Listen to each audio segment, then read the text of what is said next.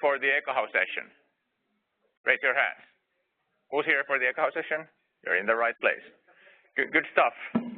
Yeah, I'm the Ekahau guy. Yeah, that's right. Have you expected more persons? This is good. This is good. I had no expectations, so I think this is slightly smaller than the classes we will have tomorrow, so you will get more personal education. So that's tomorrow that is with Ekahau on your own PC. I guess today is only a workshop. Yeah. No, it's going to be a similar format, but you know you can run Ekahau on your PC, and you will have time even install it as we go. So don't worry about it if you don't have it. You can use our stuff if you want today, and you don't have to. You can just follow along if you want to. All right. So yeah, thanks guys for joining. Thanks everybody online. Do we have Felipe, Mikko? Do we have anybody online? I don't know. The guys are still setting it up, but okay, we'll continue still because it's already we're already 5 minutes past. So thanks for coming. My name is Jussi. I'm vice president at Ekahau, more like a janitor type of guy. Do a little bit of everything. Try to stay out of people's way mostly. Out back, on the back of the room, on the left, online you may not see him, but it's Mikko. He's the guy who really knows the stuff. He's the product manager. So whenever you have any questions, if you want to follow along as we go with the presentation, if you want to follow along with your tool, Mikko will be kind of walking around, and whenever you have questions, you guys online, you can ask questions on the questions board. And in this room, feel free to just raise your hand or call out Mikko, and he will come and assist you if you have any questions or anything. So, yeah. This is what we're here today for, right? Design better Wi-Fi networks more quickly, and then verify Wi-Fi networks more effectively and troubleshoot more effectively and things like that, right? And the reason we're kind of here is we shouldn't be deploying Wi-Fi like this. So what's wrong with this? Except maybe you could answer the AP brand, but what else?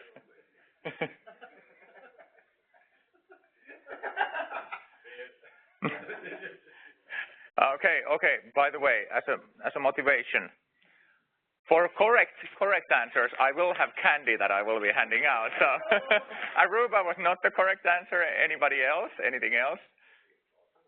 Sorry? No, it is an Aruba AP, but what's wrong with the installation? It's too far away from the metal parts. It's too far away from the metal parts. Partial credit. Way to go, Falk. Exactly, face down. Same thing, I think, here. What about this one? Somebody said pretty well that that's one way to hide an SSID, behind a metal shelf, right? Exactly. It is, because there's no maintenance. Then there's this one. This is pretty interesting as well. This is what? It is from Cisco. Something to do maybe with the antenna installation. Exactly. It should be beige. We all like beige. What about this one? That's pretty good as well. I had no screws, but I had to mount it anyway. So. Yeah, it's tucked in. To me, it looks like healthcare because it's tucked into a bed almost. There's like a sheet covering the AP or something like that. It's beautiful. And then this one, radiation free. Perfect. Some heat problems here and there, but that's fine. That's exactly what it is. Clean air, yeah. All right, so about the agenda. Does this sound right to you? So, quick intros, whatever. Then we talk about a few slides on essentials of Wi-Fi design, and then we spend most of the time with the tool. Or if you want to, we can skip all the slides and spend 3 hours on the tool as well. But if we do a little bit of background, that may help. I don't know, what do you guys prefer? Take some background and then jump into the tool. Sounds good to me. And whenever I'm going too fast, too slow, too Finglish, not understandable, just let me know. Yeah, any other wishes regarding the agenda? What should we cover? What should we not cover? Anything? What would you, if you had to name one thing that you're expecting out of this, what would it be? Oh, double candy time. Differentiation between Ekahau and air magnet. We will cover that. We will cover that in a very vendor neutral way, right?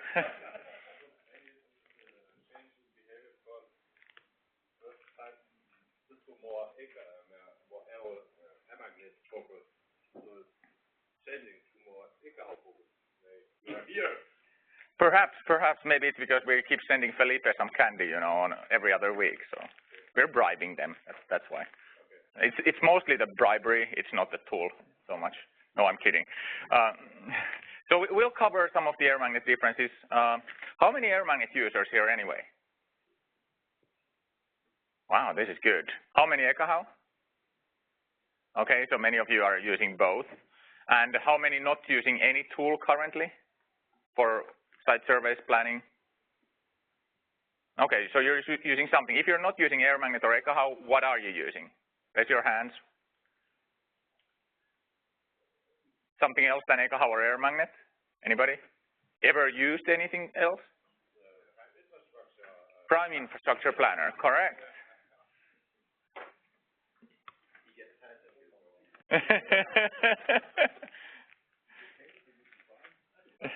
Oh, absolutely, absolutely.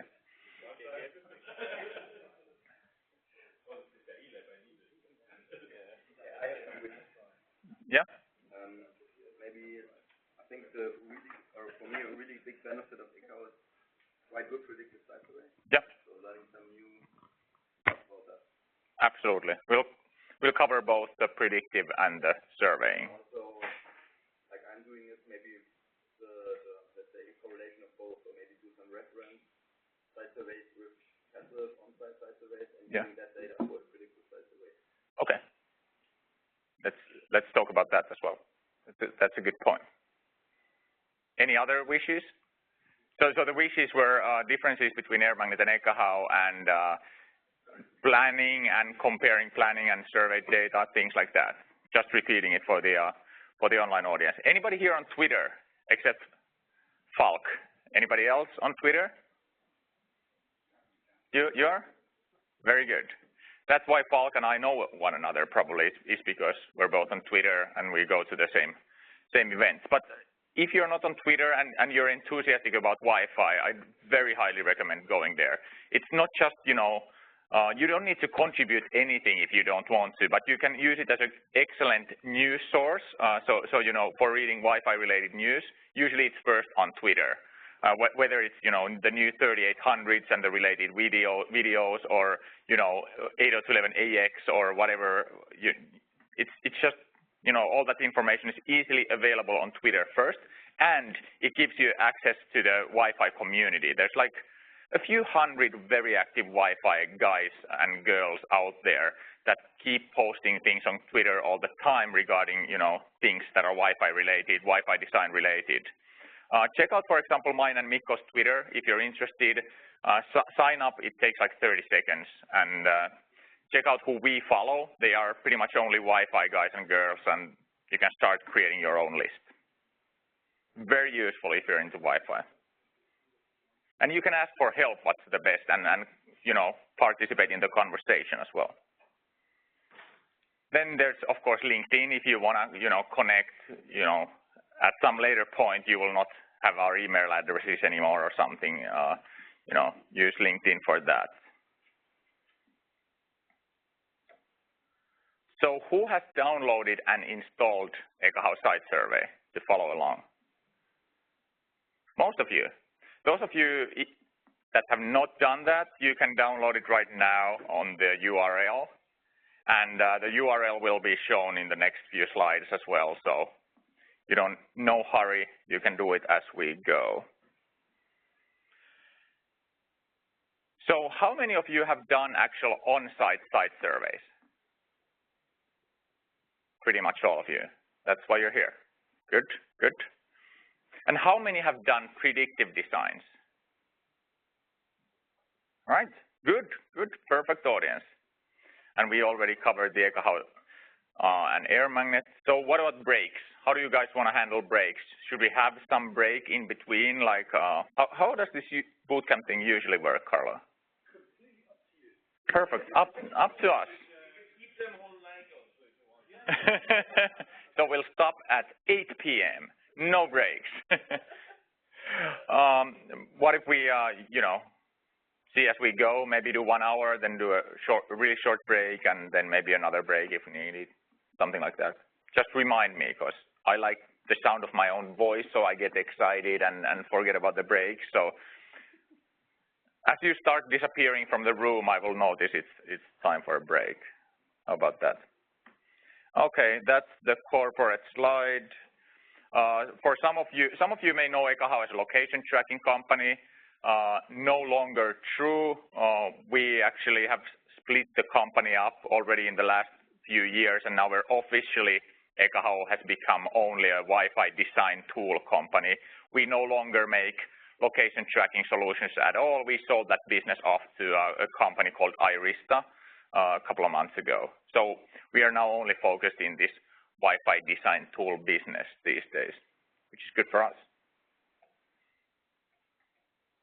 And there's a whole slide about it. Okay.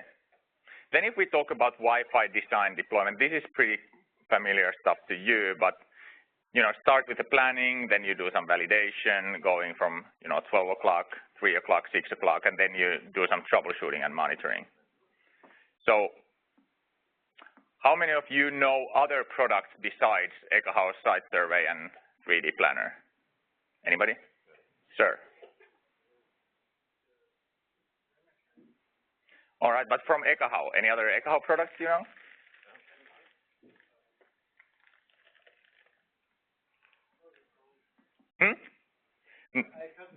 Don't worry about it. Somebody else? Heatmapper, very good. A free of charge tool for mapping your home. Very good, very good. Heatmapper is a free tool, and it's not even on these slides, but you can get it from our website if you want to map your home or something like that, free of charge. But we also have a spectrum analyzer, which is an OEM from MetaGeek. So it's basically the same thing, but has our branding on it. And it comes with the channelizer tool, and it nicely integrates with the site survey tool. We'll take a look at that too. Anybody tried the spectrum analyzer integration? You guys have? Okay, cool, cool, cool. And then there's the mobile survey. Anybody ever tried that? Hulk has. I didn't hear that. No candy for, okay. For honesty? All right. Then if you need to know more about Ekahau, there's several ways. One of them is the training pages, which is, no login needed, free of charge. There's dozens of hours of video, webinar recordings, short 1-minute how to do videos, training session recordings, things like that. So after this training, if you want to know more, just go to ekahau.com/training.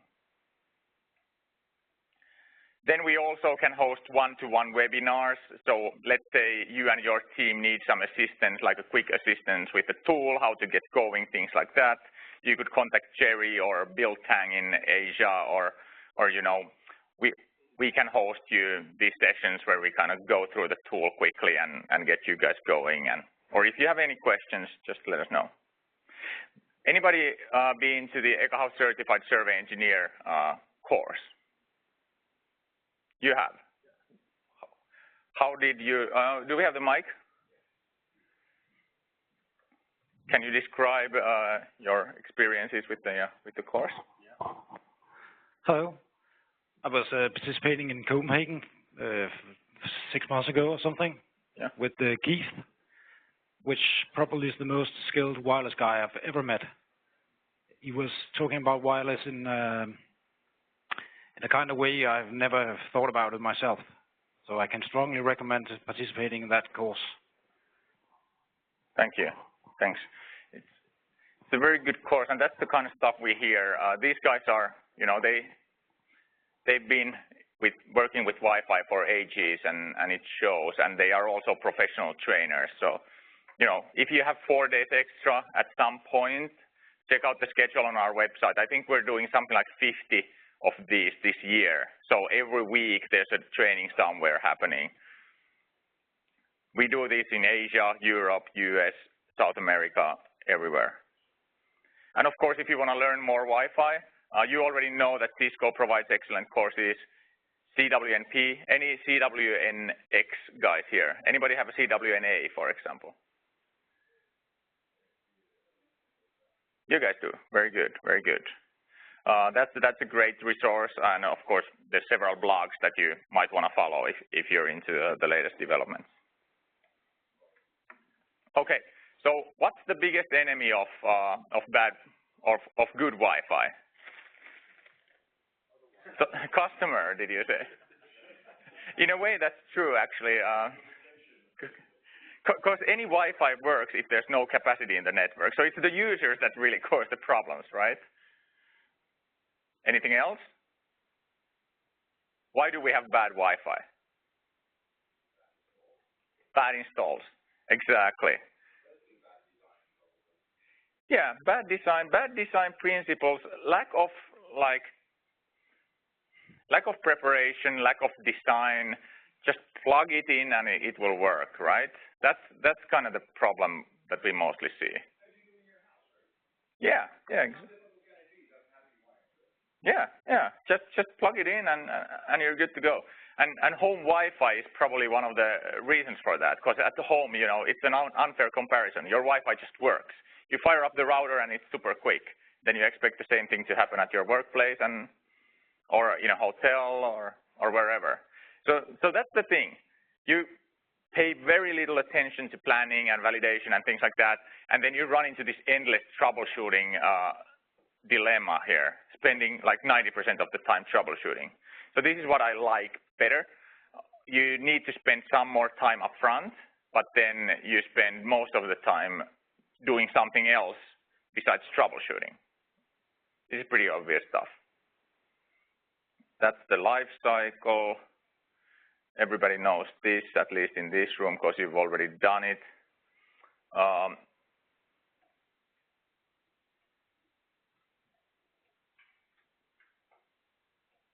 What should we cover of this?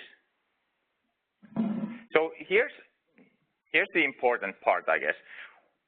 If we prepare or if we compare Wi-Fi with setting up a bar, setting up a Wi-Fi network with setting up a bar, there's the servers or bartenders in a bar, which could be seen as APs, and then there's clients or client devices, and then the goal of the Wi-Fi network is to get just data from the bottle to the glass. So get the beer or wine from the bottle to the glass. And the thing is, just like with the bar, you know, it's pretty easy when it's low capacity. But when it's high capacity, that's when things start crumbling down. And anyone can design for coverage. That's the thing. You just place more APs until it's covered. It works until you have high capacity, right? Tons of clients, high data demand, stuff like that. There's a few principles. If we bear those in mind when we design, you know, we're good to go. One is high data rates. So we get the clients on and off the network more quickly. And this is what Keith's class is all about, right? The ECSE class. It's all about getting high data rates, getting the clients on and off the network more quickly.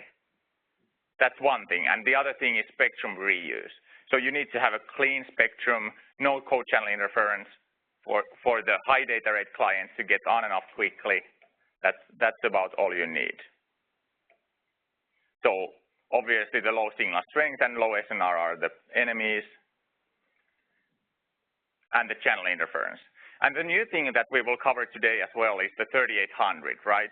So dual 5 GHz radios, and that's the key thing in minimizing the CCI or code channel interference on 2.4 GHz.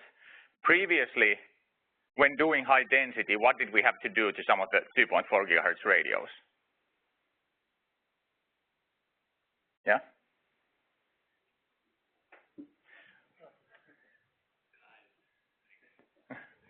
Yeah, probably disable them, or even if you not disable them, put just high data rates on them. Exactly. Disable or put very high data rates on them. And if you put very high data rates on them, the IoT devices may fail to connect or something like that. Yeah, with the 3800s, we can finally make a design that actually, utilizes those secondary radios for something useful. And we'll cover how to do that in Ekahau site survey as well. Thanks to Jim Florvig and the Cisco team, we already have, the capabilities, the 3800s in the tool and the capability to switch between 2.4 and 5 gigahertz bands on those APs.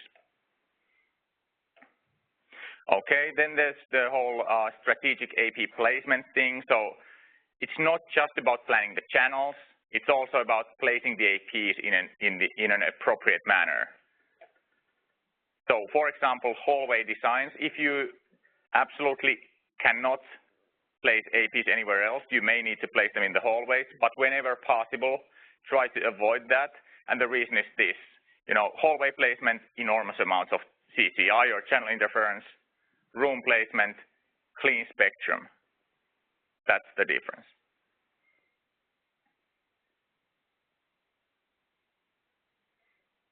And this, I'm sure you guys know, so it's kind of like you don't let kids or drunk adults into the bar. It's the same thing with Wi-Fi networks, like you said, disable low data rates.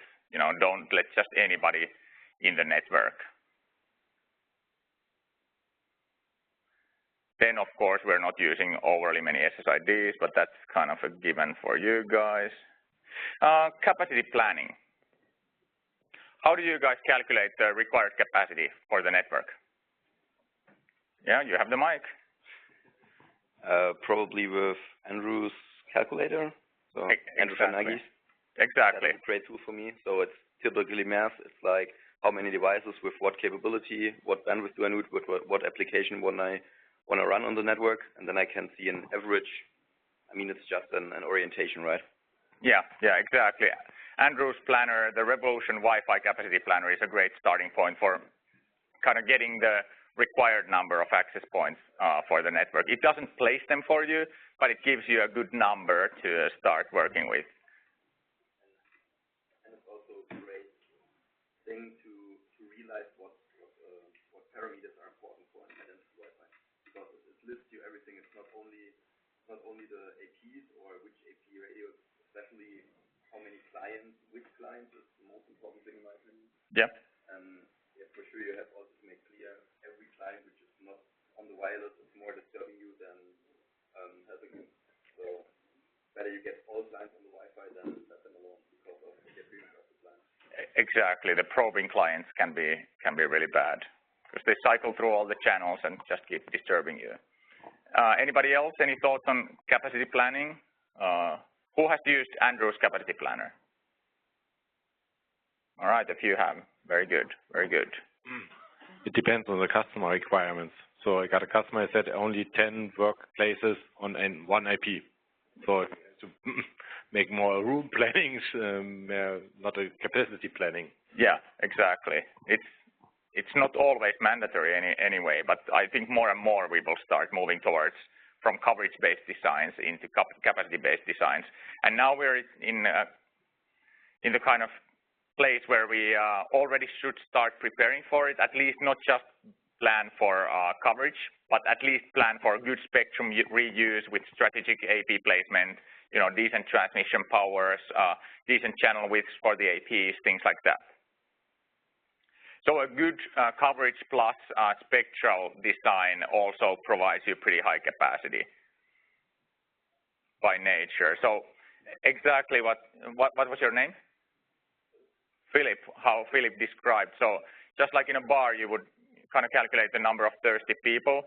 Similarly, you can use either our capacity planner or Andrew's capacity planner to kind of, calculate how many people, what kind of devices are people using. And like Felipe said, there's a big difference between one spatial stream clients, for example, 3 spatial stream clients.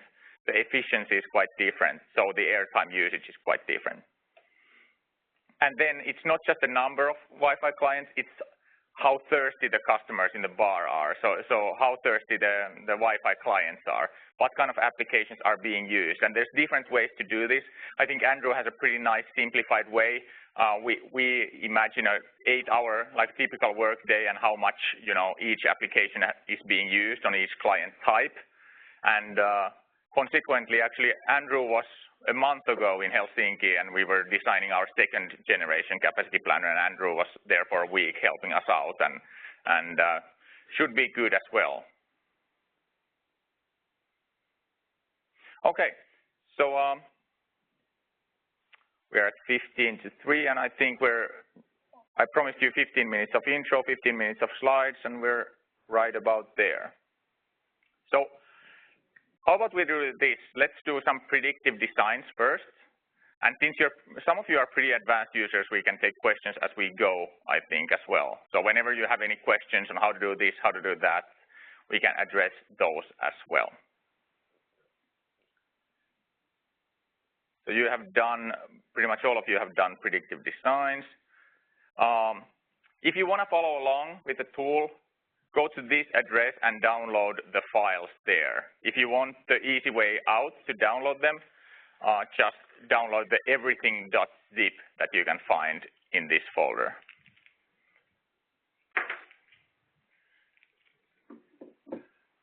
Anybody else? Chocolate? You look like you're hungry. You guys? Oh, sorry. I knew I was going to kill somebody with this. All right, you can pass them on. Oh, there's one left. And pass these on as well. All right, sorry online folks if there are any no candy for you, but you can always, online folks, you can always email Hannele, if you know how to spell her name, at ekahau.com, Hannele at ekahau.com, and she will send you candy. Sorry, Hannele. All right. So we start with a simple task. We set network requirements on Ekahau site survey. Yes, question. I got a question, a discussion with the customer. He said, hey, when you make a simulation, like with Ekahau or something else, maybe a high density area. So I really need a site survey on it because more simulations, the IP density is so high. When you got to make a site survey, the pictures are green. Yeah. So I don't know, really need a site survey on it. What's your opinion from the site survey perspective? So for coverage, that's correct. But what about for channel overlap, for example? What about for capacity? I think for coverage, that's right. If you have a ton of APs, it's granted that you have coverage. But for CCI, for capacity calculations, data rates, things like that, I think it's still valid. So, but I got an Ekahau tool which make me a noise simulation, core channel interference. So you may say, the guy simulated and just like, so that must be the reality too. Right. Well, and I can see that not everybody wants to pay for site surveys. Not everybody wants to do a site survey. So some people lean on predictive heavily. The others lean on more heavily on AP on a stick, and there's a third group that leans more heavily towards post-deployment surveys. So, you know, there's really no right or wrong answer. And especially if the customer is not willing to pay for any site survey work, then you can tell him, I cannot guarantee, but you know, I'll do my best with the predictive, right?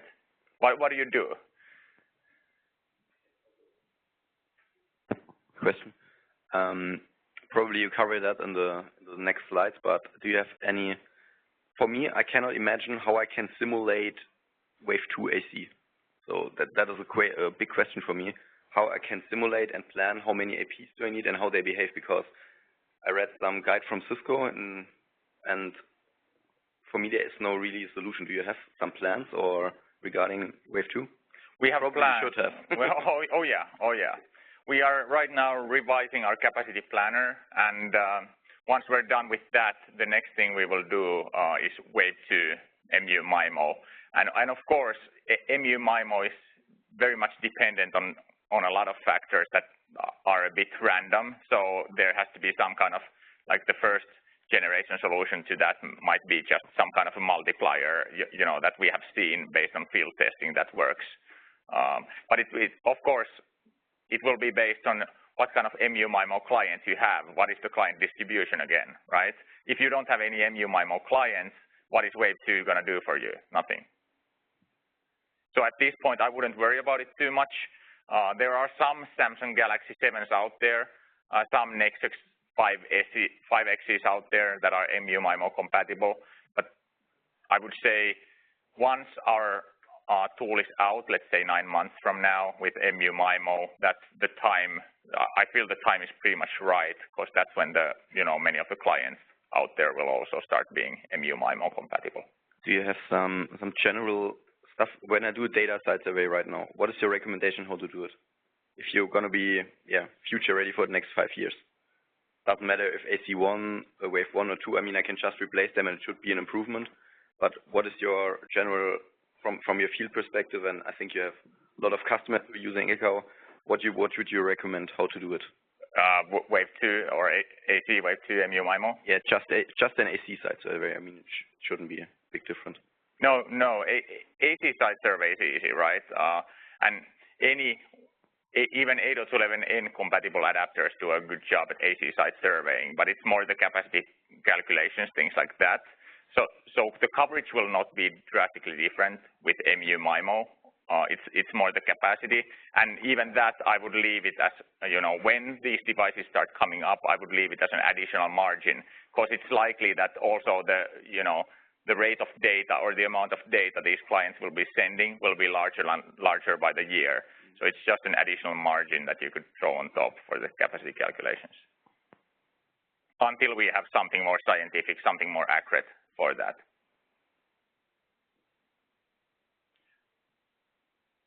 All right. So first thing was to set up some requirements for the clients, and this is kind of a often overlooked thing that you don't do before you start surveying or especially predictive planning. But I would recommend to check 2 things here really in the user interface. First, coverage requirements.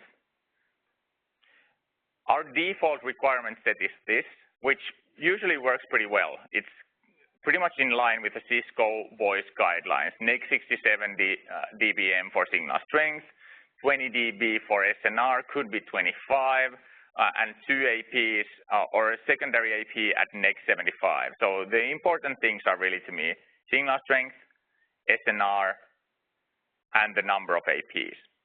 So number of APs, 2, meaning secondary AP needs to be at NIC 75. If you're doing high density location ready deployments, then you could say I need 3 APs at NIC 75, for example. And of course, you can create your own profiles and store them, save them, whatnot here. Some people even like to make a template project file where they store their custom requirements and then send it to all of their engineers. Any questions on the coverage requirements? Pretty straightforward stuff. The other thing we want to do is set up the capacity requirements. So this is where you say how many thirsty people I have. So I'm going to say 200 802.11ac laptops. Then I'm going to say a couple of hundred smartphones. And then I'm going to say a couple of hundred tablets as well. All right. And I'm going to leave the application requirements untouched. But this is what you would really figure out in perhaps one of the other most overlooked phases in Wi-Fi design and deployment, which is talking with the customer. So you would figure out actually how many client devices you have, and especially what are your typical employees doing with their client devices throughout the day. So you might have some monitoring software in the network or a box somewhere in the network that monitors client traffic where you could figure these numbers out. Or you could just ask about the usage from the IT guys and also directly from the network user. So if you're in a hospital and you can get those doctors to talk to you regarding their network usage, that's better than just talking with the IT guys.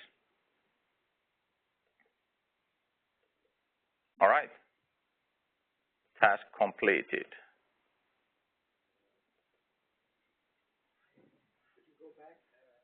Yep. Yes.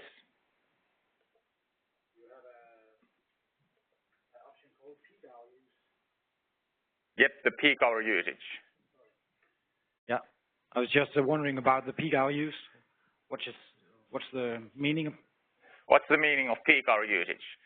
Very good question. So it's an additional multiplier that increases the amount of traffic, let's say, assuming that you are experiencing some kind of peaks that you want to reserve for.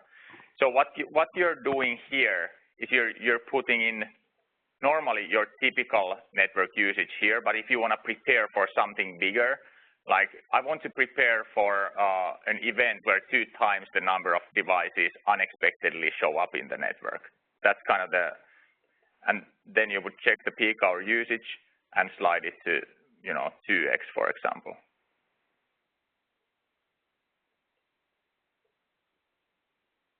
So it will essentially just double the amount of capacity that's required from the network. Thank you. Good question. All right. Any other questions? So far, no. We have the requirements set. Then we import a floor plan. And since this is pretty basic stuff, anybody have any best practices for floor plans? First of all, where do you get the best quality floor plans? Is it from the architect office or the building manager or using a camera phone, or any good experiences on where to find the floor plans more effectively? Because this is the biggest, or one of the bigger questions I always get, like where do we find them? Yeah? I think it's more for the responsibility of the building, because you have interior inside the plans and something like this. The architecture gets plans, there's nothing maybe in the factory. So it's only a building. Yeah. But you need shop floor systems and something like this, and machines. So for me, it's building responsible, the best source of material. Exactly. But who do you ask? Customer has to ask. Colleague. Exactly. Anybody else? Any best practices for finding floor plans? Or what kind of floor plans should we get? Any requirements? When you go out to the customers, do you just say, I need a floor plan, or do you say, yeah? I want to get an AutoCAD. AutoCAD drawing, that's very good. Or another vector diagram. Yeah, or like a SVG vector. Yeah. Sometimes you get whatever bitmap file. Yeah, sometimes you get a very small bitmap or JPEG with, I don't know, 1,000 pixels wide for a whole enterprise campus. Yeah. It's not really useful, yeah. Exactly. So that's the same you could get from Google Earth. Yep. Yeah, yep. Sometimes it's helpful if you look at Google Earth or Bing Maps and have at least the outside vision of the campus you're surveying. Yeah. So you're prepared. Yeah. And when you get the inside drawings, then you can make a match if this is at least feasible. Yeah, exactly, and you get the scaling. Worst case, you can get the scaling from the Google Earth as well, based on the dimensions of the building. So that's good. That's good. We have another contribution from WebEx from Woo, Eric. WebEx contribution. Yeah, we have 96 attendees. Hey, attendees on WebEx. And Eric Whiteford says, I always ask for the fire plan, as it usually shows the walls and stairs only. Very good. The fire plan. But careful with the fire plans though, because sometimes they may be off scale, they may be, inaccurate, they may be skewed. So it's good if you get high quality ones, but sometimes they can be a bit tricky. But at least, vector drawings are really good. The more accurate, the better. They have to be up to date, right? How many times have we surveyed somewhere where, there's no wall here, but there's a wall on the map or something like that. You know how it goes. Like you get these maps that are accurate, but they're from 1960, and they built another whole wing to the building or something like that. Also, a white background would be nice, because what we're doing is we're overlaying colors on the floor plan. And we've all seen this black background, and then we're trying to overlay colors, and it looks just mishmash. So those kind of things, up to date, white background, preferably vector. Very good. So let's put in a floor plan here. Where do we have them? What's my recommendation?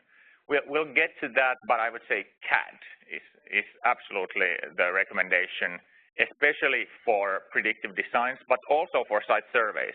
And I'll show you in a second why.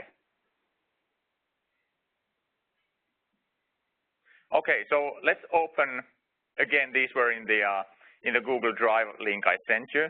So let's open a lot of work.svg. So this is an example of actually a good quality floor plan. It's a vector graphic floor plan, so if we zoom in, it reveals more details, and it's actually pretty still compact in a sense that the tool can easily handle it. It's not like a 10,000 times 10,000 pixels wide, super heavy map. This is why SVG maps are really good. You can make stuff out of the room number, so it's easy to see where you're going when you're surveying. All right. Also, one thing when you're asking for the maps is the dimensions. So, like you guys said it, but you can also measure from Google Earth, and that's fairly accurate as well, especially for big buildings, because the margin of error gets smaller. I happen to know that this building is now 80 meters, so I'm going to scale it. So hold down the left mouse button and scale it to 80 meters. So just punch 80. There we go. So now it's scaled, and of course we only need to scale it once. We don't need to scale it in x-axis and y-axis separately. And of course the building map needs to be in scale. So sometimes you have things that have been squeezed or things like that. So don't get those kind of maps. Don't accept them, because at least the predictive will be very badly off. And then once we have scaled it, we obviously draw the walls. We have the directory of wall materials here. And I don't know how many of you have used our tool recently, but a couple of years ago we added the wall material editor, which was long overdue. So you can add, remove wall materials, and also change them. And changing the wall material is pretty straightforward. So you actually change all the wall segments at once when you change this. So if you have already drawn like a boatload of dry walls in the building, and then you change the material, it changes all of those walls in the building, which is kind of convenient. If you do a predictive first with a 3dB drywall, and then you go there, do an AP on a stick, or just do some wall measurements, and you figure out this drywall is actually 2dB and not 3dB. You can just change the dB loss value in the tool once, and it will change it for all the drywalls in the building. Just makes your predictive that much easier. There's the dB loss of the wall. There's the width of the wall. Now, what are these guys here? And this is where we come to the differences between air magnet and Ekahau as well. Maybe the editing of the walls, especially several wall materials, is a bit easier. But then we also have the height of the walls. And we have the height of the wall from the ceiling as well. And that's not just, something marketing made us put there, but it's actually something that works. So you can draw shelves that have different heights for warehouses. You can do, machinery in a factory that are not, the machinery is usually not all the way to the ceiling. And if you have APs in the ceiling, it will in 3D calculate all of that. And of course, if you have more complex items that are not wall-shaped, you can use the attenuation area tool, either rectangular or free-form attenuation area. And that has the same characteristic. So it also has the height from the floor, and it has the height from the ceiling. And now the height from the ceiling becomes actually useful. Height from the ceiling could be like if you have lowered ceilings in some parts of the building, for example. You have very high ceiling somewhere, but then you have lowered ceiling like half of the floor. You can do those lowered ceilings with the attenuation area tool. Just define the height to be from the ceiling instead of the floor. One extreme example of combining these would be doing walls that have both height from the ceiling and height from the floor as well. If you fill in both of these, you can do things like air conditioning ducts that are kind of floating in the air. If you were to place APs on the ceiling, and then you have AC ducts, under the APs, you can actually see how it hurts your Wi-Fi network. All right? Everybody still with us? Pretty much. Then there's the hole in the floor tool, which is for 3D design. So if you do floor-to-floor designs, you can define areas like atriums and things like that where the signals travel freely from one floor to another. Guys like to use this, for example, in the shopping malls and hotels and wherever you have, obviously wherever you have atriums. So let's do a quick exercise and draw a few walls. All right? So select the wall drawing tool, and maybe it's a good idea to start with exterior walls. So we'll take wall brick, 10 dB, and map out the exterior walls of the building real quickly. I forgot to change the mouse sensitivity. Thank you, Mikko, for setting me up with the most sensitive mouse on the planet. So you're welcome. I'm not a sloppy guy. I'm really not, but this mouse is killing me, man. Anyways, how do you like my design? So this is an example of how not to draw walls. And as you know, you can zoom in and out with the center mouse wheel as you do this. And there's some hotkeys that we added, or shortcut keys that we added into Ekahau Site Survey recently. For example, I can pan the map by holding spacebar, so it makes zooming in and drawing a bit easier. So hold down spacebar and move the mouse, and it will pan the map. And Mikko can actually write some of the other important shortcut keys maybe on the WebEx Q&A board as well. But there's several, like next wall material, things like that, and the different tools I believe might have shortcut keys as well. All right, so that's exterior walls, and then we start drawing the interior walls. We're not gonna do this all. So the point being that it takes a lot of time to do all of this. But of course, there's no way around it. If you want an accurate Wi-Fi plan, you need to define the walls. You need to have the walls defined. Otherwise, you're just drawing circles on a paper.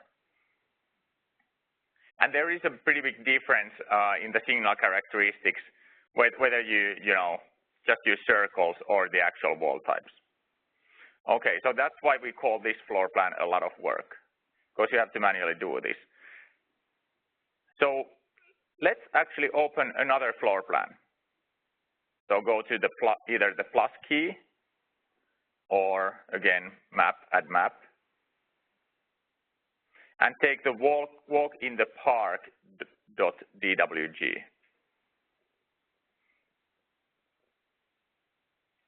And this is the reason you want those CAD drawings in the tool. First of all, this CAD drawing looks that it has a lot of margin and it has all this text and things like that. And for CAD drawings, when you're handling them, there's different views into the CAD drawing, different layouts, if you will, in the CAD drawing. So we could click the layout selector here in the top right corner and select the other layout of the drawing. We hit select, and the tool will recalculate for that. So that's a much cleaner layout. All right, so we'll use that. And as you can see, the tool automatically brings in, and you were asking about the differences from air magnet. So this is one difference. So the tool automatically brings in not just the CAD drawing and the scale of the CAD drawing, but then it automatically detects the walls inside the CAD drawing. So let's click on the layer walls, for example. It highlights it, shows it in blue, and we assign a material, wall material for that wall. So 3 dB And these can be edited later. So I put in a 3D drywall. Then maybe for windows, I will put a window thick material because they seem to be exterior windows. Putting in an elevator shaft. This is pretty important. 30 dB because it attenuates a lot. And then doors. How do you define doors when you do a predictive design? Anybody? When you draw doors, do you just, how do you draw the walls on the doors when you do a predictive? With any tool, with any predictive tool. You just draw a wall on top of the door, right? Exactly. You want to have the doors closed. So that's what I would recommend as well. And just hope that the door is kind of similar material as the wall, which it usually is. In ESS, you know, if we look at CAD drawings, the doors look like this, but it automatically closes them, so you don't have to worry about it. You just assign the material. And then we take the exterior walls, which is brick wall. With exterior walls, of course, when you're planning, you don't need to be as careful if you don't care about the coverage outside of the building.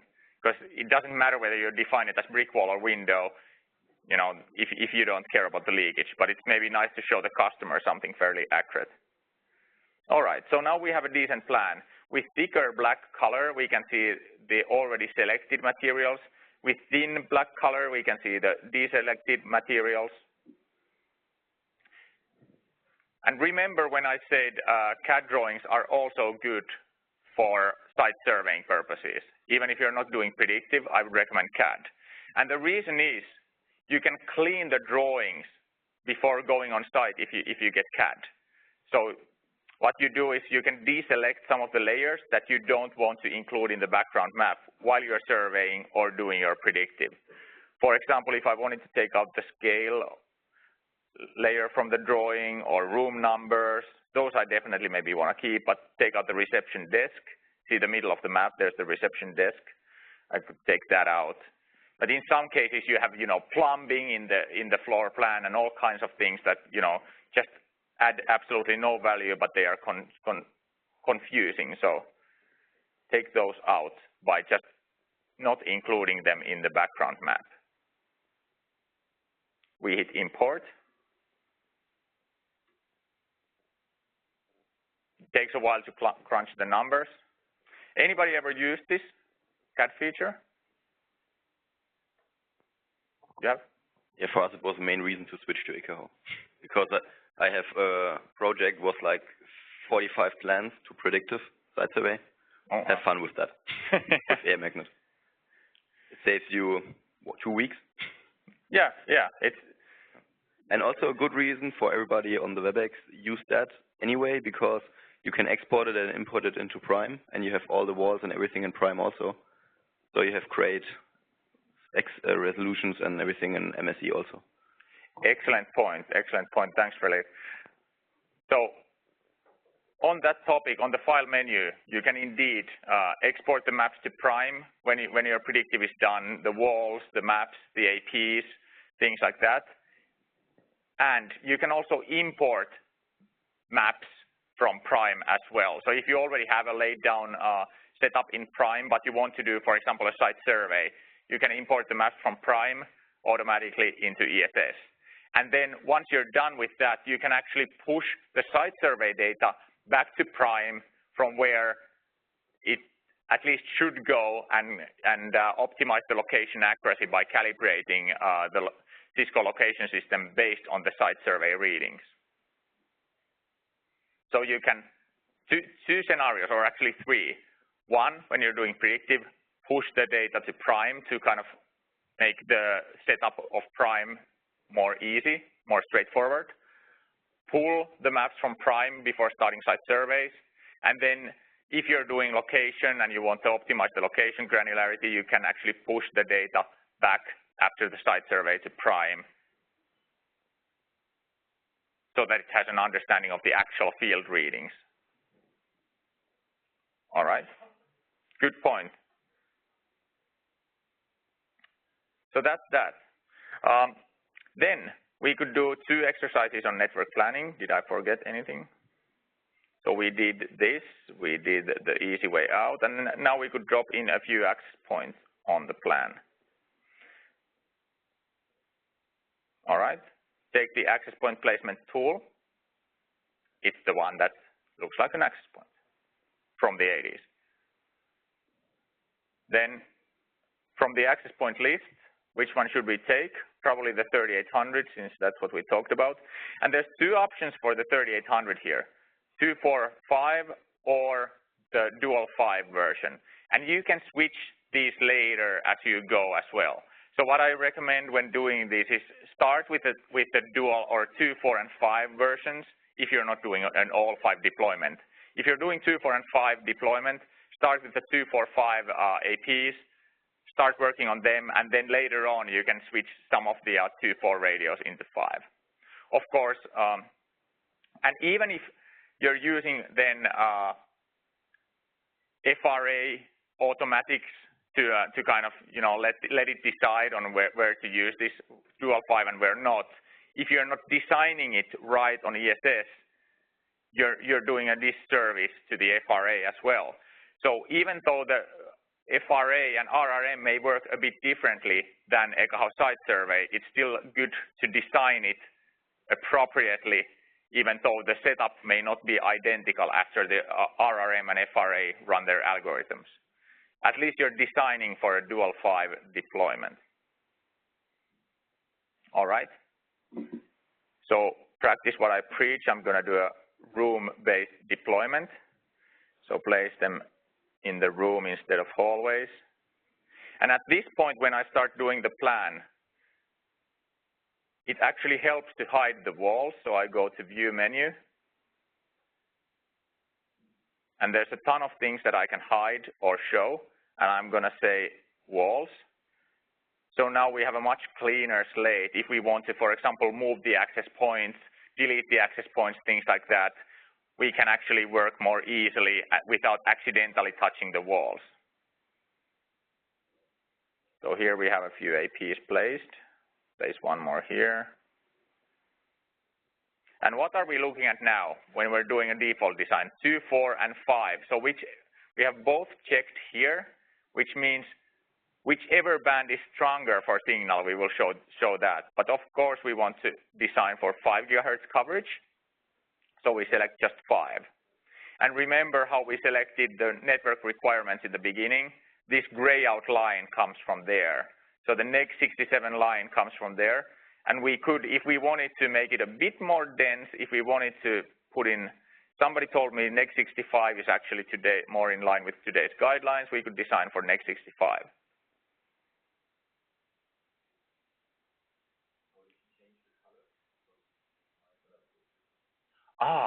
Because I set up the beautiful marketing colors. Good question.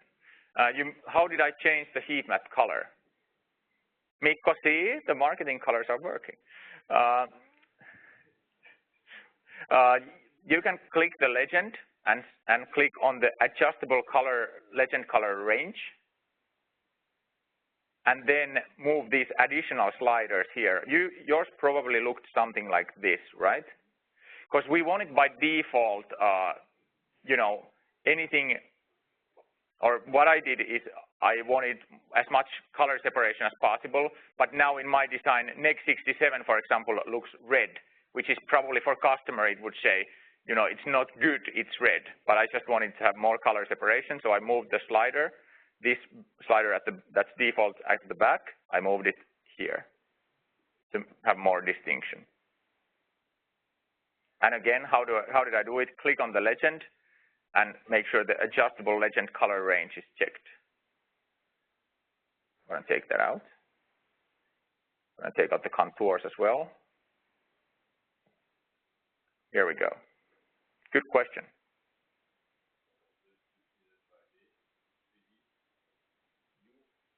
"3D view." Good question. Good question. Just like you have in Air Magnet. What do you use the 3D view for, mostly? So the question was, is it possible to see it in 3D? And yeah.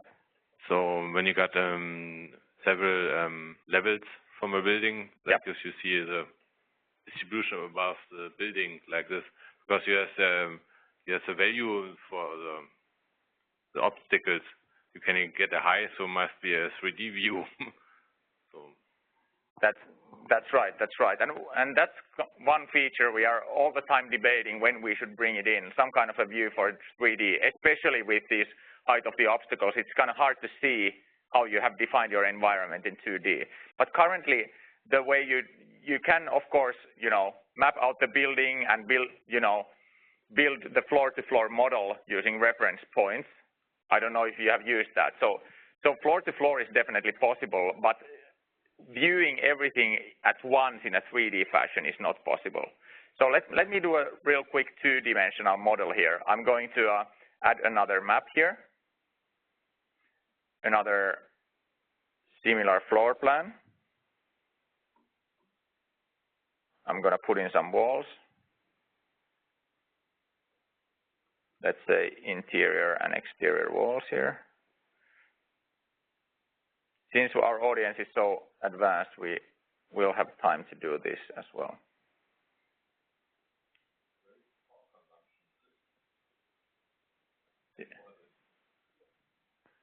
I import a huge customer plan, so my laptop is melting down. Oh yeah. If you do, especially the CAD with humongous files, you want to make sure that you have a lot of processing power and a lot of RAM.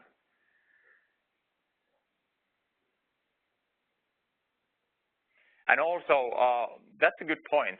So when you ask for the CAD drawings from the customer, you might want to ask them to clean them up a little bit. So, if everything is there in the CAD drawing, like, plumbing and everything, and especially if you bring all the layers in the floor plan, it's going to be a bit chaotic.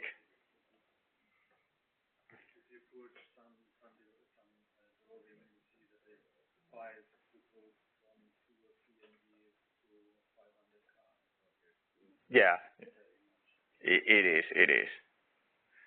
So maybe clean CAD drawings is a good idea. And before you bring them in, make sure that you have disabled everything from the background map as well, because it will make your site surveys much faster if you have a clean, quick, good performing map. Okay, so yes, question at the back. APs do you have? What's that? What's the source of the characteristics of the APs that we have listed here? The vendors. So we use the vendors' information on the propagation patterns in X and Y or H&E planes. We put in the number of spatial streams and some, technology information, things like that. But it's all from the vendor. So we work with the guys at Cisco, for example, to get that information. We don't just make it up. Or do we? Yeah, that's why we have the 3800. We just imagined how the radiation pattern could be. Like drawing lines at the office after a couple of years. Yeah, that looks like a 3800. No, I'm kidding. We get those from Cisco, and the guys are nice enough to, give us the patterns very, very quickly. So, for example, the 3800 is already there. So, anybody ever constructed this 3D model in ESS with a predictive? Yeah? Very good. So let's do that real quickly. I'm going to name these floor number 1 and 2. This is floor number 2. And floor number 1. And you can follow along if you want. So we have 2 floors. And in order for us to make the building model work, we need to do a couple of things. First of all, we need to put in what's called the reference points on the map. So we need 3 floor alignment points on the map with this tool that are in identical locations in each floor. And this tells the tool how are the maps rotated and how are the maps placed on the building on top of one another. So if they are rotated, it will automatically rotate them back to their correct shape. So using 3 floor alignment points and 3 only, don't place them in a straight line. Place them in the corners, in the 3 corners of the building.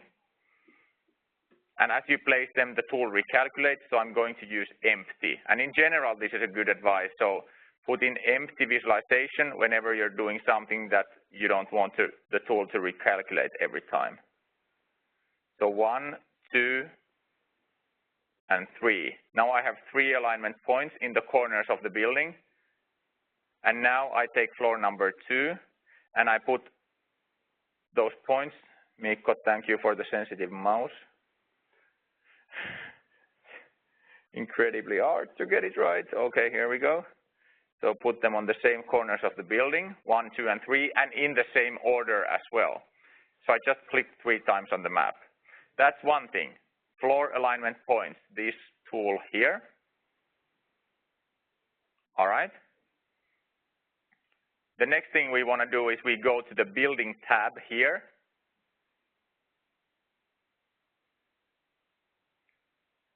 We say add building, and we select the maps that we want to include in the building. I'm going to leave one of the maps out, and on this building I will add these 2 floors. And now we have the kind of a side view of the building in here that says floor 1 is at the bottom and floor 2 is at the top. We have 2.5 meters as the height of the floors. We have US office as the floor material. Just to show the propagation better, I'm going to select hardly any as the floor material. And now what I'm going to do is I'm going to place 1 AP on the 2nd floor. I'm going to say signal strength for selected access points. And I'm going to select using the edit tool only this one access point. So I'm going to click it.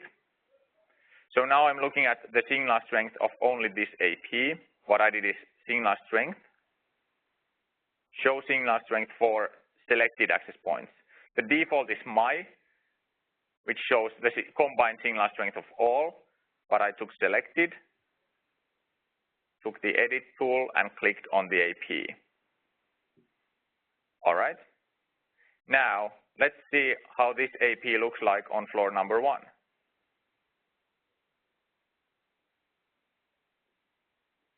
There we go.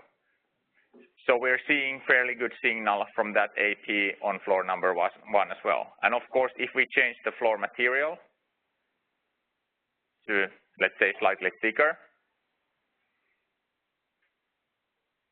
there's less radiation from that AP or less signal from that AP on floor number 1. Of course, this is pretty important in multi-floor designs because the APs are pretty well audible on the floors above and below, and you want to account for that, especially when doing CCI or co-channel interference calculations. Any questions on that? That was multi-floor? No? We're good? We know how to use it now? All right. Going back to signal strength for my access points.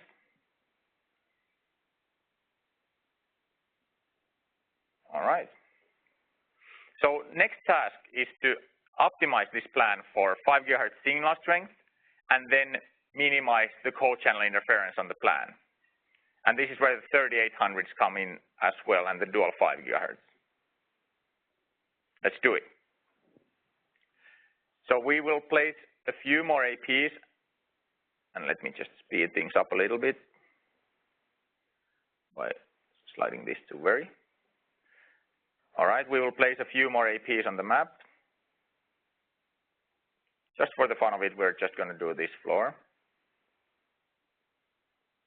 And obviously, you can move the APs after the placement using the edit tool. So go back to the edit tool, grab the AP from the very center.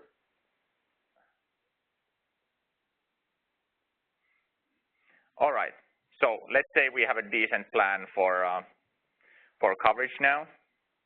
Of course, I would fine-tune this better if I were to do real work. But the thing is not really coverage anymore as much. It is channel overlap. So this is probably the most important visualization in the tool, channel overlap. So say, show channel overlap for my APs. And as you can see, there is obviously plenty of channel overlap, given that all of the APs that we have placed are on channels 1 and 36, right? So that's not really ideal now, is it? And this is on 5 gigahertz. Let's see how the situation looks on 2.4. So we're going to switch off 5 and switch on 2.4, and it looks even worse. The good thing about the channel overlap visualization is it works really well with both 2.4 and 5 enabled, as it shows the combined channel overlap for both. And if you use the mouse, put the mouse somewhere on the map, you can see what are the problems on 2.4 and what are the problems on 5. For example, in this location on the map, we have 4 APs audible on 2.4, and we have CCI from 4 APs as well on 5, and it shows the RSSI numbers and the names of those APs. All right, so how do we easily kind of get rid of most of this co-channel interference? We use the channel planner, right? So the magic wand next to 1611, we click that. It gives us some selections regarding channels. And this is important. Do we use 20 megahertz, 40 megahertz? I'm in Europe. I think I have Europe regulatory domain, so I may only be able to use 20. Well, let's try 40. For 2.4, I'll do 1611. For 5, I'll do whatever I can. And here we go. Situation looks already quite a bit better. There's still some holes here and there. And of course, especially if this was a more dense design, we could start either disabling 2.4 radios, or in the case of 3800s, we could actually convert the 2.4 radios into dual 5. So we could directly disable the radio here by, for example, selecting a radio that's causing the interference. We saw that there's CCI here from channel 1. So we could pick a radio that's on channel 1 nearby and say either disable this radio, but given that this is 3800, I could say edit 2.4 radio, and then I would assign it as a 5 gig radio. I'm going to interrupt you. Yep. Just in case you haven't had a break, there are cakes outside. The other group are already attacking them. Just to let you know. And with that, as we have assigned this dual 5 gigahertz AP, we are good for a break. Thank you, guys. We'll continue with the rest of the planning and site surveys, maybe some reporting after. Thanks a lot. I didn't mean to interrupt you, but you know. It's only fair. These guys need their cakes. All right, so quick break, back in 10 minutes. So 20 past.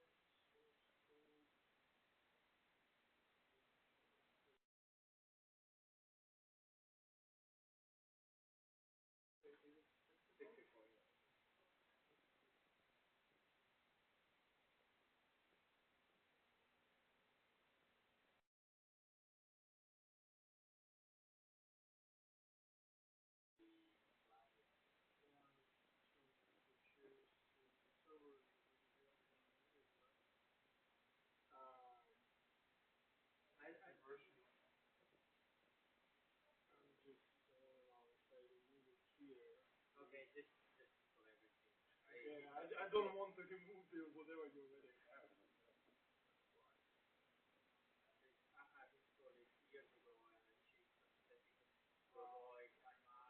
I should not affect this.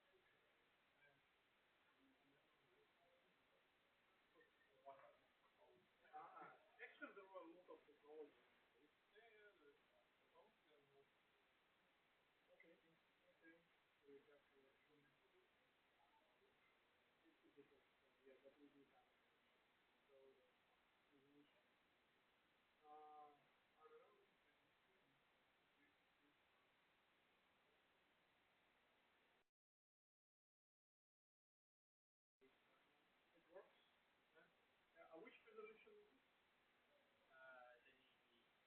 Full HD. So 190,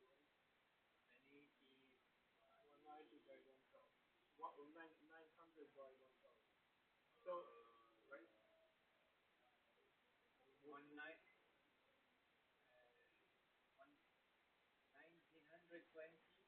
by 1080. So, no, I mean on the VNC, do we have to change this? What do we have? Yeah, I think we can, because it's gonna like scale. Yeah. It's not really.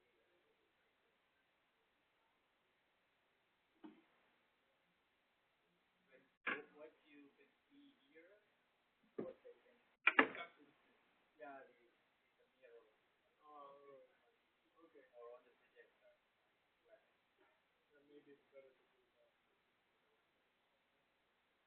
I should cancel. We didn't continue that. We should cancel. Wait. Alright. So pretty much so tomorrow we'll upload it. Yeah.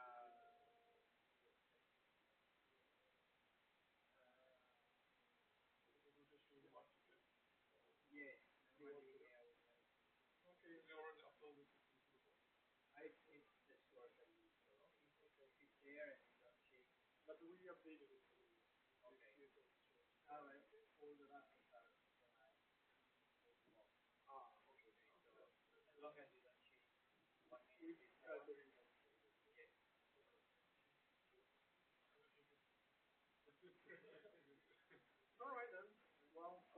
hopefully this will come alive. Or we'll just have to reload it, I guess. Okay, you're welcome. See you tomorrow.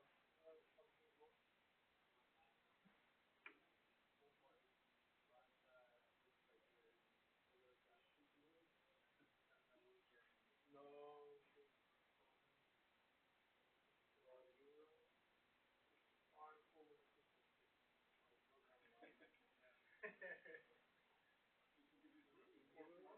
Sorry? Yeah.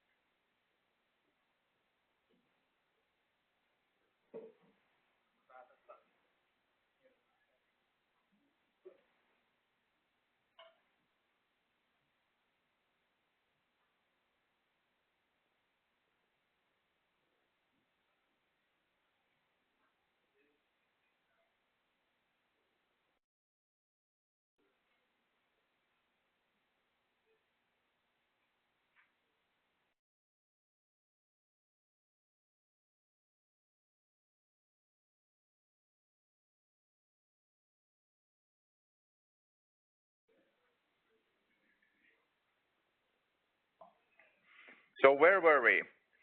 We were at the place where we were doing the plan for coverage. Then we switched to channel overlap.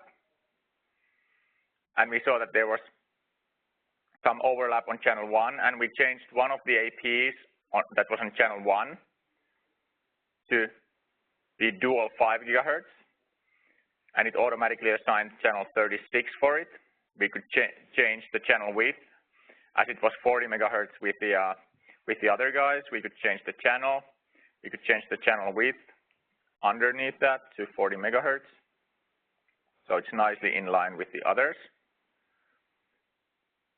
But then it might be interfering with that guy slightly, but doesn't seem to hurt at all. So there we go. So that's how you do coverage planning, channel overlap planning. Now the next thing, now we have kind of optimized for coverage, and as we optimized for CCI, we also kind of optimized this for capacity. But to make sure that we have enough AP density to support those 200 laptops, 200 tablets, 200 smartphones, we could observe the capacity health heat map first, which shows us in red and green, does the network actually support all the devices that we have put into the system?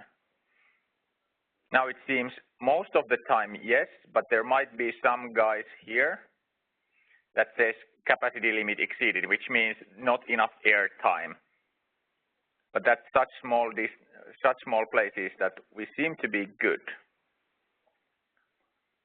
And on this map here, the thing about the capacity health heat map where you need to be careful is it distributes the client devices evenly across the entire building. And since we haven't defined any what we call coverage areas, it assumes that all the clients will be distributed evenly among these two maps, everywhere along these two maps here. And that's why on the second floor, we are seeing capacity problems, obviously, because we only have, remember how we just placed one AP for a test on this floor.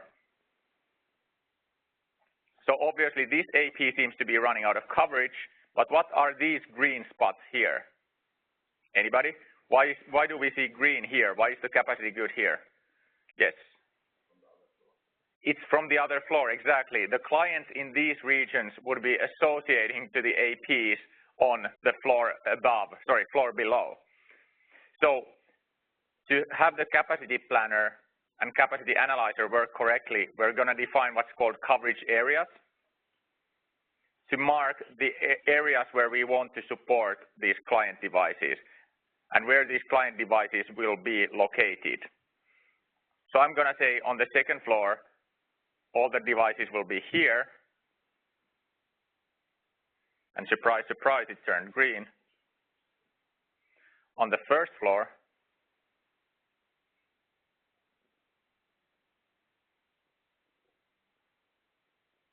I'm going to say the client devices will be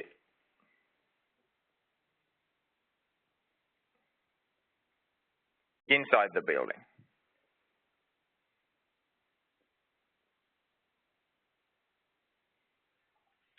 So that's how you use the capacity health. The capacity health shows you different, different reasons for capacity failing, depending on what goes wrong. The overall bright red, meaning capacity, means just that you're running out of air time, plain and simple. There's not enough air time to support all of that. Easily happens if you assign legacy clients into the network, or if you put in legacy APs or things like that. Number of associated clients means that you're running over the limit of associated clients per radio. That's a different shade of red, even brownish color. And then there's another fail reason, which is VoIP calls. So extensive number of simultaneous voice calls per radio.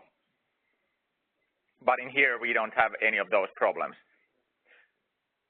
The important thing to notice, though, is that the tool has divided the number of clients across all the maps. So what I'm going to do is I'm going to remove, first of all, the unused map. I'm going to the map menu, remove map, so that the client devices will be better distributed. So as you can see in this map, we have 162 clients, leaving floor 2, 38 clients of each type. You can see it down here. And currently, the Ekahau capacity planner divides the clients, the virtually or the simulated client devices evenly based on the area, the size of the coverage areas on each map. So because we had a smaller coverage area on floor 2, that's why it only has 38 devices on it. And the next question is from Felipe is, how do I define different regions for high capacity, right? It's not, okay. Can I add another line? If I first click on the right mouse, maybe can you add another? Can you add a second coverage area? No, not a second. If you have an existing one, if you can extend that one, or you have to define it new. You have to define a new one? Yeah. Okay. The question was about editing coverage area, and if you want to add more lines, you have to, or if you want to make it a complex shape. Sorry to interrupt.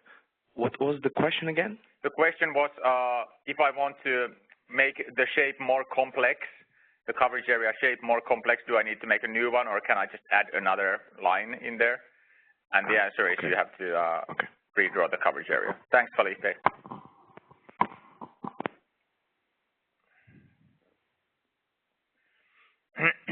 All right. So the other capacity-related visualization is capacity clients per AP. And this shows, on a color-coded heat map, it works best when you move the mouse over to a region. So each AP has its own region. Call it an association area for each AP, which shows how many client devices are associated into that AP's radios. For example, this AP with dual 5 GHz radios has 24 clients on the first radio, on the micro radio, and on the macro radio we have 32 clients. This guy with 2, 4, and 5, that seems more red, means that it has more clients connected to it. Has 4 2.4 GHz clients and 68 5 gig clients. And how would I use this visualization? If you have everything else green, but some of the APs are red, you might want to check that, the coverage areas of the APs or the serving cells of the APs are of equal size. You might want to move the APs so that they have fairly equal size serving areas. All right. So that's capacity health and capacity clients per AP. Where are we on our tasks? We did a channel plan. We disabled some of the 2.4 radios. We assigned 3800. Have we used the auto planner? We have not. So let's do that. Yes, sir. Question. I got a discussion with a customer about your simulated signal-noise ratio. So, my opinion, calculating a signal value is okay, but how you calculate the noise value, because noise is more, I think, random. But I set it on a value, and so okay, I use a signal value with a default value, so but really signal-noise ratio. Good question. Good question. How can we assume some noise floor? And yeah, let's take that question.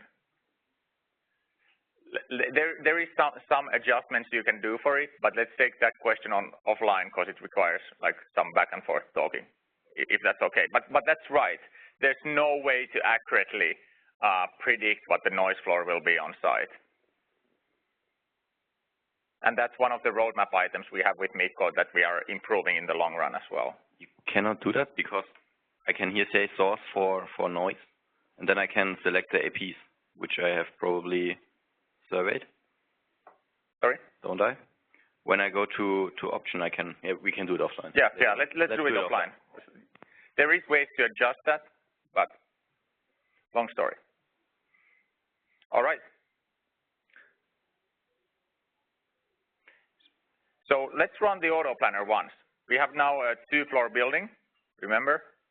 And what I'm going to do is on the second floor, I'm going to draw a coverage area that's pretty much the same size and shape as the first floor. So just quickly going to draw it around the building.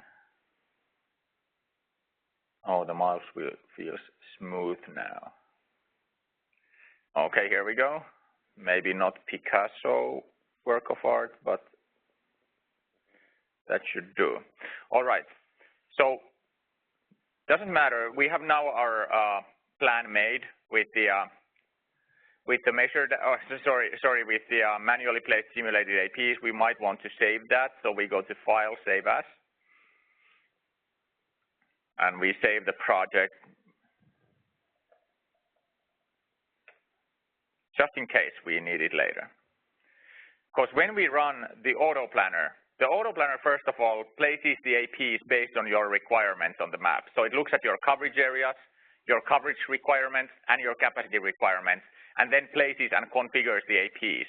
So, and by configuring, I mean it optimizes the channel separation. So when I press the auto planner button, which is this one here, the magic band next to the APs, you select again your requirements, your capacity requirements, choose to optimize the plan for 2, 4, or 5. And then maybe you want to use 40 megahertz channels or whatnot in the advanced settings. And hit Create Plan. And since we used 5 gigahertz optimization with quite a tight signal strength limit, we get quite a lot of APs. Yep. On this plan, I tried since before. So on this side, you had the same effect like me. I got the planning maybe for voice, and graphics at the top show me it's good or enough. And my plan say it's not good enough for voice. Yep. Let's see if it is. So the tool tries to make like a 95% job. Sometimes it works well, sometimes it doesn't work perfectly. Let's see how we did with this one. And on 5 gigahertz.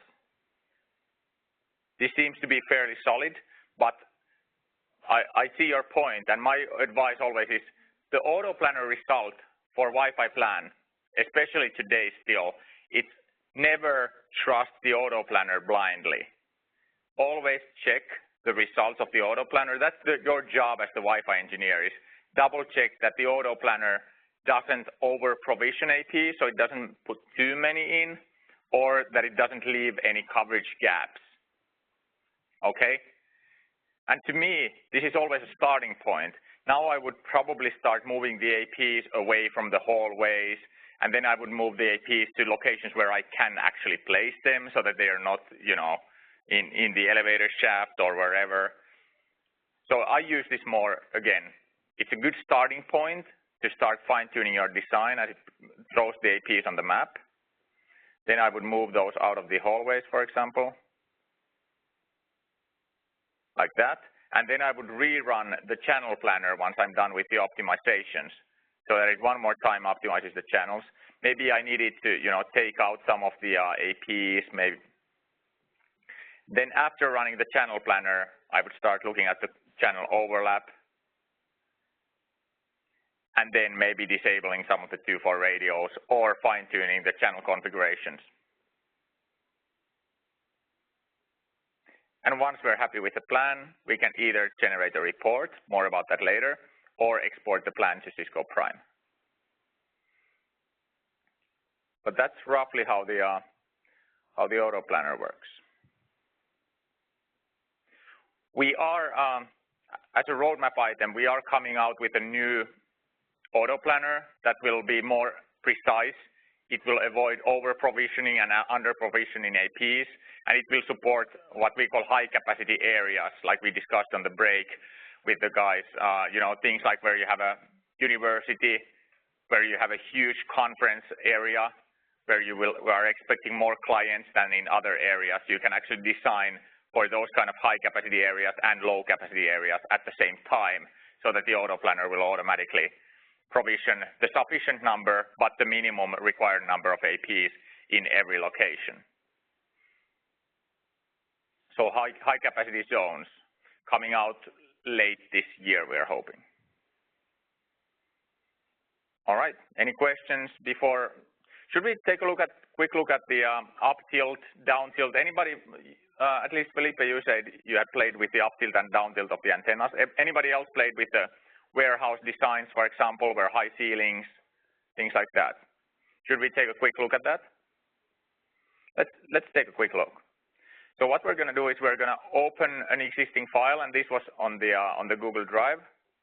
And you can actually find this in your example project as well. It's called Example Project Warehouse, I believe. It's in here, it's called Up Tilt, Down Tilt ESX. So Up Tilt, Down Tilt ESX. And consequently, we have Cisco APs here with directional antennas.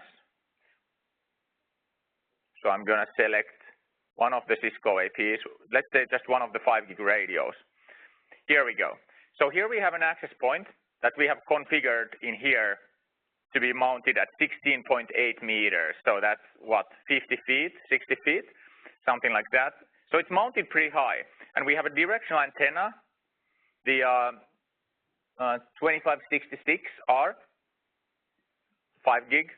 And we have the AP pointing straight to the side. So here's the AP radiation pattern looking from the side. And that's the reason, for example, we're not seeing any coverage right underneath the AP. Here we have the arrow, the directional arrow of the 5 gig radio, and it's pointing toward bottom right. But since the AP's radio or the antenna is pointing straight to the side, we're not seeing any coverage below the AP, which we would probably like. So we can actually just punch the number here for down tilt or just drag this guy here.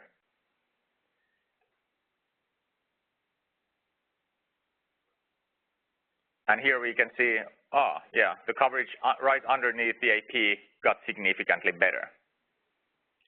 Then what I've defined here is some attenuation areas. This guy, for example, is 9.1 meters tall, 18 dBm. So you can see how it stops the signals, except in here at the back, the signals start to go over it. Let's make it a little, let's make this attenuation area, what was it called? Let's make it a bit lower. Warehouse rack, 9.1 meters. So let's edit that attenuation area. I'm going to choose that, choose the attenuation area tool here. Then I'm going to edit the attenuation area. And I'm going to say, yeah, let's just make it 5 meters tall instead of that. So see if that makes a difference. And it sure does. So you can see more and more signals fly over that shelf if we make it 4 meters. This is how it makes a big difference what the height of the areas is. Yes? The default setting, there's only 0 meters. This means that it's from the button to the ceilings then? Yeah, or? yeah, it's all the way to the ceiling. Okay, but I make a simulation, so the simulator puts the AP direct over the warehouse rack. Yeah, yeah. So because it's on the ceiling, it's not possible. Exactly, exactly. So you mean the auto planner automatically does that? Yes, the auto planner doesn't really understand that much about the building layout itself. Although it could. We could. It's a good point. We could actually improve it so it wouldn't place the APs ever, exactly where the shelves are. Okay, but that's kind of one of the. You were asking in the beginning differences between Ekahau and air magnet. So we've covered a few. First one was the CAD drawing importation. Well, obviously, first one is the user interface. It's different. Second one is the CAD importation, so automatically get the walls and things like that from the CAD drawings. So it's a pretty good time saver. Third one is the three-dimensional planning. And I don't mean just floor to floor, but I mean actually, up tilt and down tilt of the antennas, height of the shelves, height of the walls, things like that. And the three-dimensional nature also means that you can design for underseat APs, you can design for masses of people on top of those underseat APs and things like that. So you can place the APs really low, you can put attenuation areas representing human bodies, you know, all that fun stuff.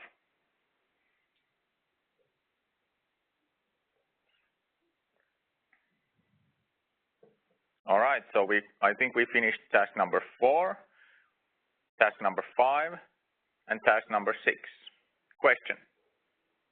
I didn't test it, but a colleague of mine had some quite big outdoor area, like 400, 500, 600 meters, something like that. Yeah. And he raised some issues, so he had to split the plan in 2 or 3 projects.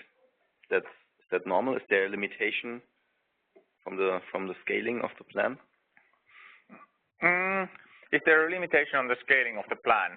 Not really. There is a limitation on the pixel count of the map, which is something like 100,000 pixels or something like 100,000 megapixels. I don't even remember. Anyway, there's a big limit. So you cannot bring unbelievably humongous map files. The other one is the tool will start reducing the granularity. If you have a humongous map, the heat maps will not be anymore that granular. So to save memory and processing power, it will start kind of automatically falling back. So it is good practice if you have humongous maps, if you can split them into several areas that are kind of semi-independent of one another. I would do that too.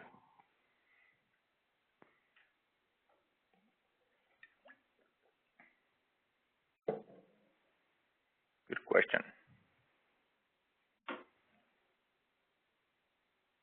All right, let's talk about site surveys. So most of you have done site surveys. And how do I escape the presenter mode? Here we go. So what kind of site surveys do you usually do? Pre-deployment, post-deployment, or maybe some health check or troubleshooting type of site surveys? Who does mostly pre-deployment or access points on a stick type of surveys out of the surveys you do? Access point on a stick? A lot of you. Who relies on post-deployment surveys, so check up after you have surveyed? Yeah. Again, what the customer is paying for, or? Yeah, exactly. So which one would you consider more important, post-deployment or pre-deployment, if you had to choose just one? Post. Yeah, I would agree with that. If you can only do one type of site survey, make sure it's a post, because how else can you know that the network is actually functional and up and running and working properly? Anybody use site surveys for troubleshooting purposes? Anybody want to describe how you do it? Gentleman at the back. Oh, hold on. Sorry. At the end, it was very easy because the antennas for the 5 gigahertz was not mounted. So that was the issue solved right there. Yes. So, but okay. What about you, gentlemen? What's your name? Ralph. Yeah. Yeah. The problem was that the client was disconnecting in case of good signal. Yeah. So we had to do a re-site survey or a post-site survey, and we're still troubleshooting some adjustment on the controller. It's not fixed yet, 100%, but we added some additional APs and still working on that. Very good, very good. So that's what it is. There's so many different types of scenarios on what can go wrong, but I guess quite often it can be the client device as well. If you design the network yourself and you know it's a sound design, it's more rarely the network and more commonly the client device. I did an interview, I called like 20 Wi-Fi network administrators of large schools and hospitals and whatnot. And that's what these guys say, that, you know, if I know that I designed the network and I know that I did a pretty good job at it, it's 9 times out of 10 when the troubleshooting call comes, I can assume it's the client device. And then, of course, how it works is they start looking at from the console first. Can they see something? There was a good presentation on the Cisco, you know, client net device health analysis. And then if it's absolutely impossible to solve from the console, then you have to go on site and start figuring it out. All right. Ekahau Site Survey supports different types of surveys, 4 different main types. The most important survey type is the passive survey, which is always performed. So actually the tool kind of forces you to do this. So if you only have one adapter connected to your computer, that's what it does, regardless of the adapter type. It does the passive survey. And why it does that? It's the basic characteristics. You get the signal strength, and you get the SNR, and you get the, you know, AP MAC addresses and all the audible APs around. Yes, sir. Question. So we got the discussion with AirMagnet with the new AC stick. Yeah. Because there's no AC stick on the market with measure noise. Yeah. So what's Ekahau's solution for that? Yeah, you have to go. So many times that I even dropped my mic. Sorry about that. Sorry, online guys. I'm just messing up with my mic when a difficult question comes and I need to think. Good question. So 802.11ac, passive surveys, how do we deal with that? So as you know, we today support, what we recommend is the Ekahau 802.11n adapter for passive surveys, which is the same as Proxim 8494, so you can use either one. If you're an AirMagnet user, 8494 Proxim, the white USB stick, that's fine. Why do we recommend that, given that we also support Realtek-based 802.11ac adapters these days as well? We haven't even actually published anything about the Realtek adapter. Why not? It's about accuracy, and it's about what you get with 802.11ac. With passive surveys, it doesn't matter which technology adapter you're using, whether it's N or AC, as long as you're reading the information elements and you're getting the MCS indexes and things like that out of there. So you're getting the channel width, you're getting the supported data rates, you're getting all the AC information regardless from the 802.11n stick. And the signal coverage is identical, because we're measuring probes and beacons, it's identical for AC and N. So you're getting no added value with the AC adapter, but the thing is, why we don't recommend the Realtek adapters is the accuracy. First of all, like you said, it doesn't measure noise levels, or it actually does. We have a way to make it measure noise levels. We worked with the guys who are close to Realtek, but we left it out. Why did we leave it out? It wasn't accurate enough. The only adapter out in the market that can accurately measure noise is the Ekahau NIC 300 or the Proxim 8494. The Realtek-based noise measurement is just not accurate enough to our standards so that we could support it. That's the reason. The other thing is not just noise accuracy, but signal strength consistency also, and accuracy is better with the Ekahau NIC. Mikko, you want to share a story on your lab measurements, a few weeks in the lab with the different adapters? Sure. So actually, some months ago, I went to Nokia's old ERF lab in Finland just to measure different Wi-Fi adapters. And so I took like a full box of different adapters with me, comparing to the Ekahau NIC 300 USB adapter, which is an address chip-based adapter. And I was surprised to see its results. The NIC 300 adapter was extremely accurate when we compared against the true measurements or the true receive sensitivity and so on. However, then these Realtek chip-based adapters, they were off quite a lot, and that's kind of showed us that there's absolutely no way how we could kind of fully recommend these adapters. So for now, we only recommend the address chip-based adapters. We are planning to start selling also the Realtek-based adapter, and we will get a batch of those and kind of optimize or normalize the values between the Realtek adapters and the NIC 300 so that you get most consistent possible signal readings, at least out of the Realtek adapters. You still won't get the noise unless we can get a magical driver fix that fixes all the noise level problems, but I don't think we will. But at least we will have some kind of an AC adapter solution that we can sell for those that demand AC for whatever reason. Because this is the kind of discussion I get into every time, which is totally fine, and it's fair to ask that. And then let's say, hopefully late this year, we will have another answer that's superior, that will be AC and super accurate and all that kind of stuff. It's coming, it's under development, but it's, you know, later on. Yes, sir. Question regarding devices, or let's say adapter.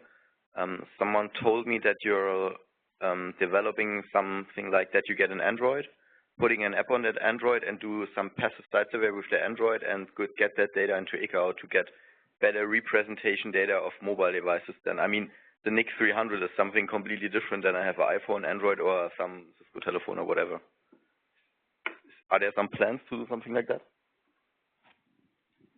Yeah, maybe I should take this one. So there are no official plans at the moment. So we have been implementing proof of concepts. So we do have a proof of concept version where we could take in signal measurements from Android devices as well as even from iOS devices when they use the airport utility. But we simply haven't decided to productize that yet. The thing is also, it's fantastic concept, but then when you start thinking of like how it could and should work in terms of like you would need to carry multiple devices with you, you would need to configure multiple devices, things like that. You guys could probably pull it off. But what about the 50,000 other Ekahau site survey users, not all of which are as experts as you are in this? And we were like, maybe most of the people would never use this feature, would never get this work. Of course, the more feedback we get that this would be a good idea, the more likely it will be to implement. But is it okay if we, let's wait until the end of the year, until you see the next solution that we will come out with, and I think you'll be happy. But if not, then we'll continue discussions on this. yeah, exactly. You'll get chocolate. All right. So passive survey, excellent discussion. Any other questions on the passive surveys? So signal strength, SNR, all that stuff. Then there's the active survey, and this is where Ekahau and AirMagnet work differently. In AirMagnet, there's probably more commonly used just active survey. With us, it's not even possible. For us, active survey is like end-to-end testing against some point in the network to understand whether the end-to-end connection works, whether the connection